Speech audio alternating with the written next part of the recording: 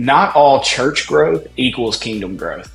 Like, just because a church is growing, just because people are attending, if we're not making disciples, we're falling short of ultimately what God's calling us to do. Vick, it is so good to have you with us today, man. I've been looking forward to this conversation. I always love when I get to hang out with you because I love talking leadership and discipleship with you. I think you're as passionate about it as I am, and that excites me to have this conversation. But hey, tell our listeners a little bit about you and Replicate Ministries. Yeah, thanks so much for having me. I'm super excited for the conversation. Yeah, so Replicate was started actually 2008 by Robbie Gallaty, and then I've jumped on in 2020. And so I'm originally from Louisiana and spent 12 years down in Baton Rouge, and so big LSU fan, did ministry there, was discipled there, and God did some amazing things in my life as somebody really, I was a believer for many years and knew God wanted to do something in me, but it was really those years I realized, man, God wanted to do something through me. And what do I do with my faith? And so, man, got passionate about disciple making and leadership. And in 2020, I guess 2016, met Robbie and Replicate. They helped us as a church. And in 2020, came up here to begin to help other churches. And so we are an equipping organization that helps people really activate their disciple making movements. And so we do that through resourcing, coaching, and consulting. And so I've been here for about 4 years now doing that weekly with churches, and it's a blast. It is a dream job for sure. We love it. Oh, I can imagine for you. That really would be. Hey, let me ask you this. You said you were discipled early on. Is what gave you a passion for discipleship? Was it the person that discipled you, how they discipled you? Is that how you got your passion for it? Yeah, I mean, my family, I grew up in an amazing family. I always knew who Jesus was, like got saved at an early age, my faith really was my own, but there was no one who came alongside me to say, like, what do you do with it? So I understood the eternal life promises of the faith, but really not the abundant life. I didn't really understand what God wanted to do through me. And I left high school, went to LSU, and it was in that year I met a guy who really discipled me with about 6, 7 other guys, and just started to teach me how to read the Bible for myself, how to share my faith, how to disciple other people, and just huge light bulb, biggest light bulb of my life went off. I was like, so this is what I'm saved for. Like, this is what I do with my life. And it was really that moment, like, God doesn't just want to do something in me. He wants to do something through me. And really everything we do now, every conversation I have with a church was convictionally born a freshman year at LSU, in the union, in our dorm rooms. And it changed my life. And so now really I get the privilege to help people most pastors didn't get that experience. Most church members don't get that experience. And so now how do we take that experience was an outlier for people that grew up in my church. And it's my passion to really make that commonplace for people. And so that was really the big aha for me freshman year. Yeah. It's such a shame that the skill of disciple making is an outlier, that it's so rare. I mean, I see it all the time with churches that I interact with and staff I interact with. They don't really know how to disciple people, and we should be the staff should be the best disciple makers in the church, right? But they struggle, and I think part of the reason they struggle is they bought into some cultural myths that have been perpetuated in the American church. And so you've written an ebook called Ministry Myths. So I love this book, and you guys, it's a free download. We'll put the link in the description. So give us an overview of Ministry Myths and what caused you to write that book. Yeah, man, thank you. Replicate, we started 16 years ago, and we had been working with churches around disciple making for really going on, well over a decade. And what we just started to realize was that we could give people a great disciple making ministry. We could give them a great strategy. But you and I both know, culture eats strategy for breakfast. The whole Drucker quote, and what we realized is 60, 70% of pastors have never been discipled.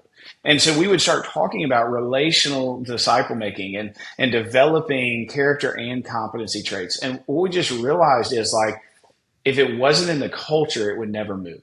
But culture is such a nebulous thing, like but it's, we know it's crucial, but it's just so hard to name. And so what we really began to do is like, when we look at the disciple making culture, what are the beliefs that are driving the team's behavior? What are the key pieces? If we're going to have a thriving disciple making culture, what do we have to change? Because as we started to work with churches, what we realized, and like you see this all the time, not all church growth equals kingdom growth. Like Right. just because a church is growing, just because people are attending, if we're not making disciples, we're falling short of ultimately what God's calling us to do. And so what we began to do is just, hey, what are the five, we just kind of said, here are the five biggest beliefs that we have got to shape for our people. If we want to move disciple making into the culture, if we want to change the culture so that it really is, our vision, our strategy is all birthed out of that. And so Ministry Myths, well, we just, I was a big fan. I don't know if you watch it, but Mythbusters back in the day. Like, if Oh you remember that yeah, love show. that show. Yeah. So good, so good. And it was just simple premise. It just said that like it took a commonly held belief and asked the question, is it truth or myth? Yeah. And what we just did is we just kind of looked and said, hey, there's five common beliefs that are prevalent in the North American church. And is it possible that you've accepted something that is actually a myth as truth? Because here's the thing that's scary about myths are beliefs that are driving your behavior and you don't even know it. Like you are just running on autopilot. And often that's what we would find with churches is there's these beliefs about how church ought to be done and what good, healthy church looks like and what a successful church looks like. And what we realized is we would try to teach them to change their behavior, but it didn't matter because there's a myth that was a belief that was driving this behavior. And what that did was oftentimes, like the way I talk about it, the myth I believed as a kid was that if I see a baby bird, I don't know if your mom had this, but like I was taught if I saw a baby bird, I was to not pick it up because its mother will reject it, right? Right. Yeah. And so that's what I was taught. So for years, decades of my life, I took that as truth. And what happened is I avoided the baby bird. I didn't pick it up. And here's the thing is like I had good intentions for the baby bird. Like I wanted it to get out of harm's way. But what's funny is that myth separated good intentions from a good impact. I wanted good for the baby bird, but I actually was doing more harm. And what we would find in churches, no pastor had bad intent for their people, but they often were having a bad impact. And until you could help them realize there's a myth, there's a faulty belief that you're making assumptions on, we could never change the behaviors. So we just began to say what they were. We identified here are the five biggest myths that are prevalent in the North American church that until you change that belief, you'll never be able to activate a disciple making movement. And so that's Wow. what kind of birthed the ebook. Okay. I love it. Love it. And again, you guys, this is a free download you can find in the description. And let's dive into a couple of these. First is the engagement myth. All right. And this is where we think activity, we equate activity with transformation. So I want you to elaborate on how churches can shift their focus from more activity to getting more transformation. Yeah, I love that. Each one of these myths, we just say there's a fatal assumption to it because at every myth you believe, you just assume too much. And for us with the engagement myth, this is the most prevalent in churches. It is almost always number one on the scoreboard. Like when we do assessments, and every church is saying that's the one that really it's the foundational one. And where we began to stumble upon this, like these myths aren't spoken from like, oh, we have it all figured out. I would actually say it's really more like we paid the dumb tax, so you don't have to. Like, and Yeah. so where we realize that the engagement myth is this belief that program activity equals personal transformation, that they're the same thing. And where we stumbled upon this and said, man, this is an issue in our life. You ready for this? There's a guy named Scotty. Scotty was number one on our maturity scoreboard. Like when we looked and said, who's the most engaged person in our church? Who's successful at our church? We ended up looking on our database. Scotty's there. Scotty always comes to every worship service. He goes to small group. He and his girlfriend serve alongside some other volunteers on our in our church. They come to the prayer gatherings. They are engaged in anything and everything we do. But the problem was Scotty would come up to you. He would introduce himself. He'd say, hey, my name's Scotty. And he'd go, and I'm an atheist. Wow. So, bro, here we are. We're saying, okay, who's the most successful person in our church? Who's the most mature believer? And an atheist is number one on the scoreboard. Wow. And on the flip side of that, there's people who were like elders and deacons and our strongest leaders who were in the middle of the pack. Yeah. And it's at that point, like, Houston, we have a problem. And what we realized, we fell into what every person does. Like, what do you measure for success? It's activity. It's are they worshiping? Are they connecting? Are they serving? And it's this idea. We took business metrics and we measured what's most concrete and easy. And we said, yeah, this is what success looks like that our people are doing. But what we realized is that activity and transformation, there's a correlation, but they're not the same.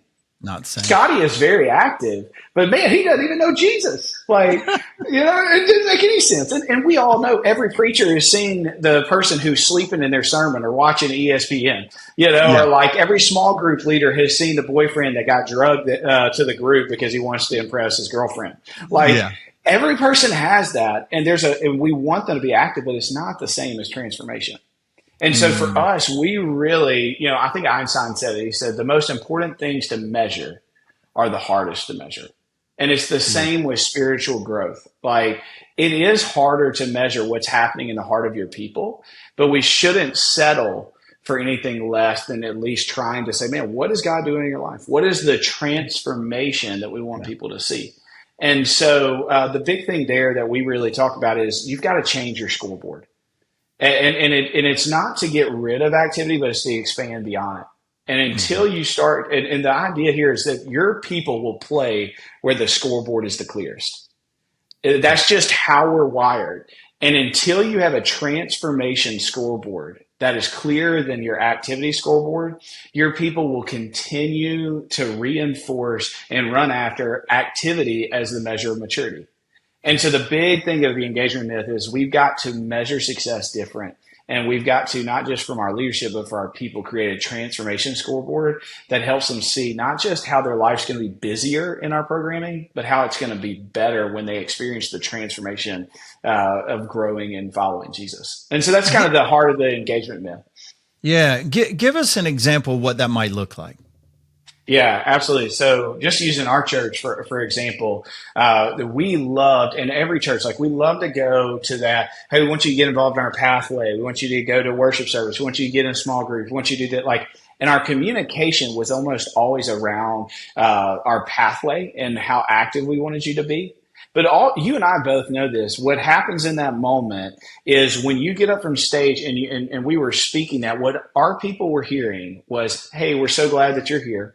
This is what we want from you. We want 1 hour of your week, 2 hours of your week, 3 hours of your week, 4 hours of your week. Yeah. And it was, and just our people, like, you and I don't need this reminder, but I'll give it to us. Like, your people don't join your church for a busier calendar. Right. Like, they've already got a busy calendar. They want to become better people. And so now that, like, what we did is we said, we've got to stop leading with our activity scoreboard. And we've got to give them a new picture of that. So now when we go up, and we don't tell them what we want from them, we tell them what we want for them. And for us, we talk about that as our dream disciple. And so we just say, here's what we want for your life. We want you to be a spirit-led follower, an intentional friend, a humble God, and a force for good. Like, if you come be a part of our church, that's what we want for you in your life. And people there, like, people want to be a force for good. Yeah. People want to have intentional friendships. And so what we're doing now is we're measuring people along those roles of transformation. And we have ways that we do that to kind of give some inspection. Well, you start to use that scoreboard with Scotty. Scotty's 0 for 4. and so now we put and again, I'm so happy Scotty's there, but Scotty's not at the top of our maturity scoreboard. He doesn't even know Jesus yet. Yeah. And so that is how we began to shift that. So any church we work with, that's just mine for my personal church, but each one of those, we help you figure out what's that picture. Pastors are great at casting a collective vision. They're really poor at casting an individual vision. Yeah. How do you give an individual vision of transformation so that your people walking in say, man, that's what I want for my life? And that's how you begin to bust that engagement myth. Yeah, love it, love it. I mean, those four things you gave, even as you gave them, I'm sitting here self-assessing. I can score Yes. myself on those, give myself a grade on those, and so That's right. I love that. Let's jump to the equipping myth. You talk about the difference between teaching and training, and so what does a church need to do to really provide, training that really develops disciple makers instead Yeah. of just providing the information they need. Yeah, this is like we're kindred spirits in this one. Yeah. Like Mac, like you and I, like this is so much of, and I've read so much of what you've done, and it's shaped a lot of kind of what we've seen in churches. Because ultimately, that equipping method is that assumption that teaching equals training. And like what's so funny is that like when we think about developing people, when we think about developing our people, we often think about teaching and we think about more information that we give them, more content. But the question that we'll step back and help people think through is like, hey, can you tell me a skill that you're better at than most? And man, I've heard it all. Everything from reliving sports days to like, I had people talk about clogging, hay bale throwing. Louisiana guy told me he ate more crawfish than anybody else, like cooking, you name it.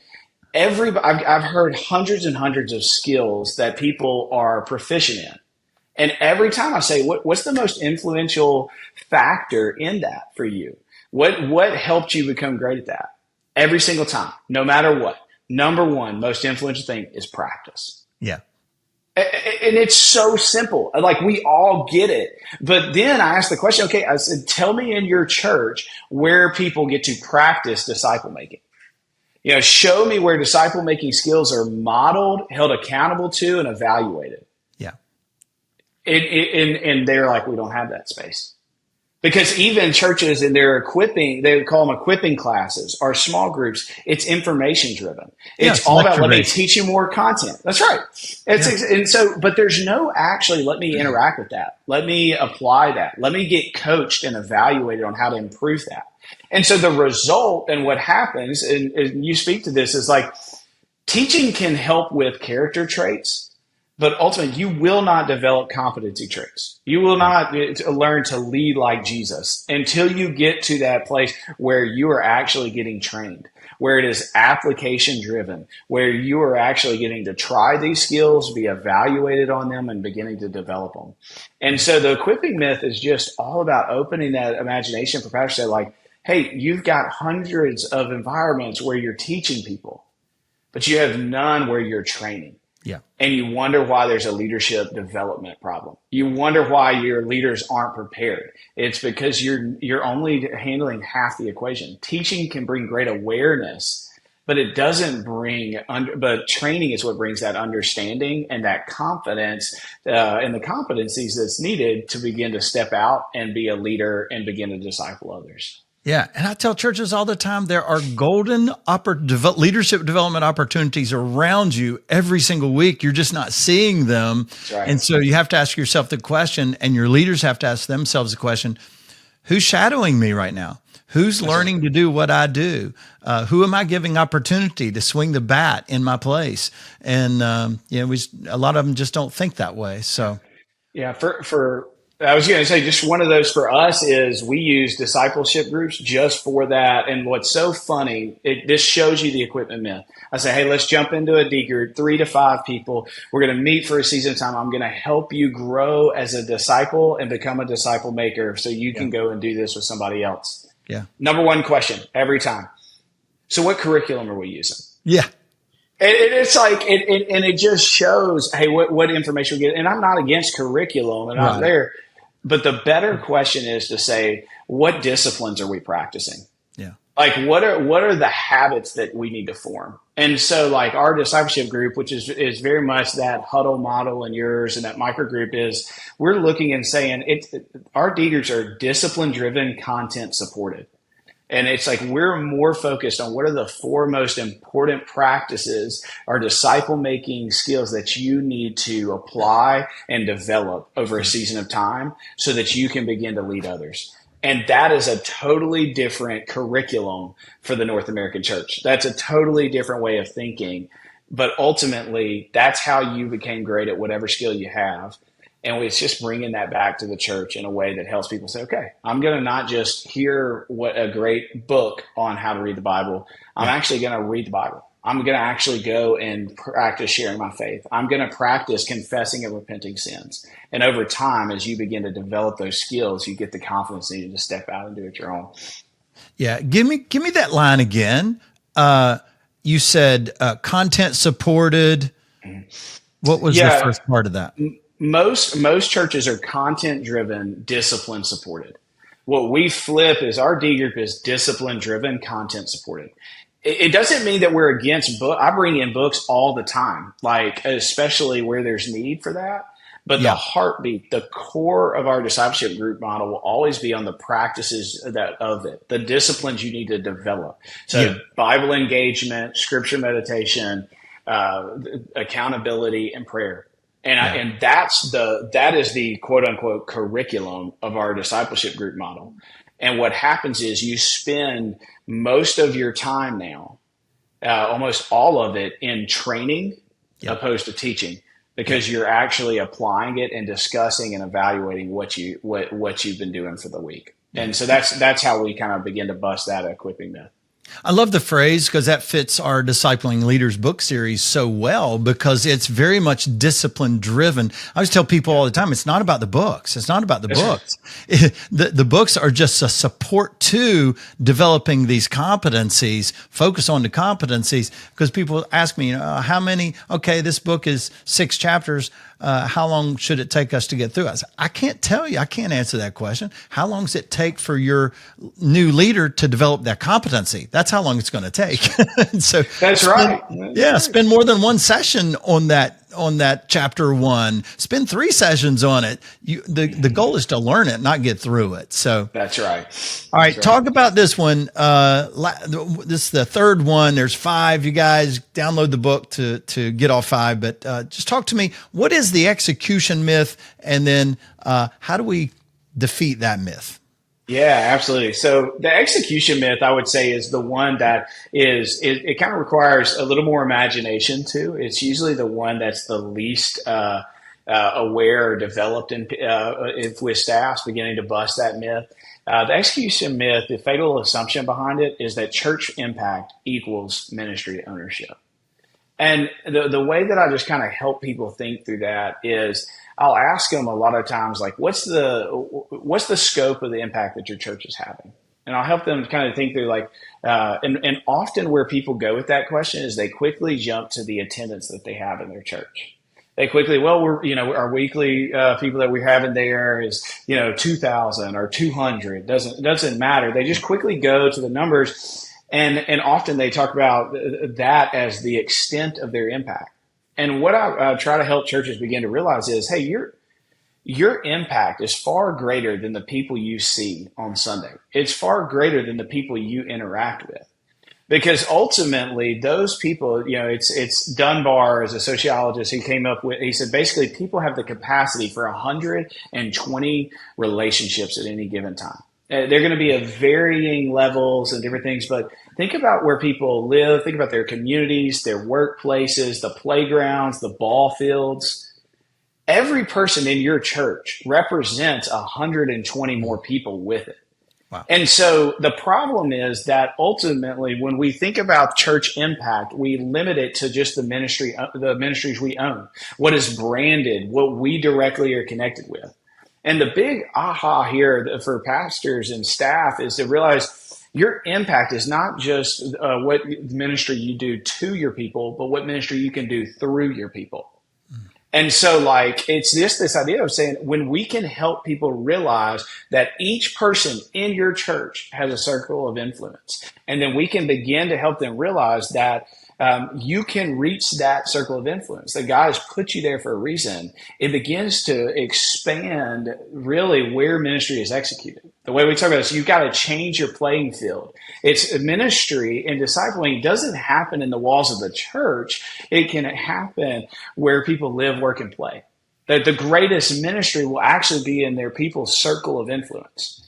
But what it does, it requires us to begin to think about where ministry happens, and man, how we do ministry. It has to completely change. And the big thing here that we'll use a tool that helps people bust the execution myth, and it's just called the Kingdom Circle tool. And it's just this idea: every person has a circle of influence. The question is, how can you bring the kingdom of God into it? Yeah. And really the heartbeat for us, the vision that we have is, how do we help churches? How do we help every individual in our church begin to reach their circle, their kingdom circle? And so it's that vision there that we really help pastors think is like, your greatest ministry is going to be through your people's kingdom circles. And sometimes people's kingdom circles are within your church's programming. Like, some people have a heart to help disciple kids, and so they're in your kids ministry. And some have a heart with recovery and addiction, and they're part of your CR. And sometimes it's within your programming. But also, there's a ton of people that will not be reached through your church's programming. And there's plenty of people. My wife is one of them. Like, she does, her kingdom circle is the stay-at-home moms in our neighborhood. And so we have just simple templates and plans that help her realize, okay, how do I reach the stay-at-home moms that are not coming to church with me? How can I reach them? How can my wife be plan A in our neighborhood and not trust the church to come and bring a branded programming or a branded presence? And so, and that's tricky. Like, you and I both know, like, leadership development in the walls of the church is one thing. When we can unleash it beyond the walls of the church and help people realize, man, this is where you live, work, and play. God can use you. That's your kingdom circle. Let's name it and create a plan together to do it. Man, that's the power. That's where, like, Robbie, myself, Replicate, like, that's where we get super excited. Because because we really believe the greatest ministry is going to be on a different playing field than in your programs. It's going to be where you live, work, and play. But it takes the pastors busting that execution myth to say, the greatest ministry and the greatest impact we'll have will be in the ministry that we activate, not that we own. And so that's kind of the heartbeat behind it. Whew, Vic, this is so good. It is so good. You guys, you got to go get this book. It's a free download. And there's so much more in it. Read it, reread it, have your team read it, convince your pastor to read it, and share it. Vic, how can they get the book, and how can they continue to follow you? Yeah, absolutely. And that the Ministry Myths ebook is really an assessment as well. And so, because again, the greatest problem that you have is that you don't know your greatest problem, and that's the problem.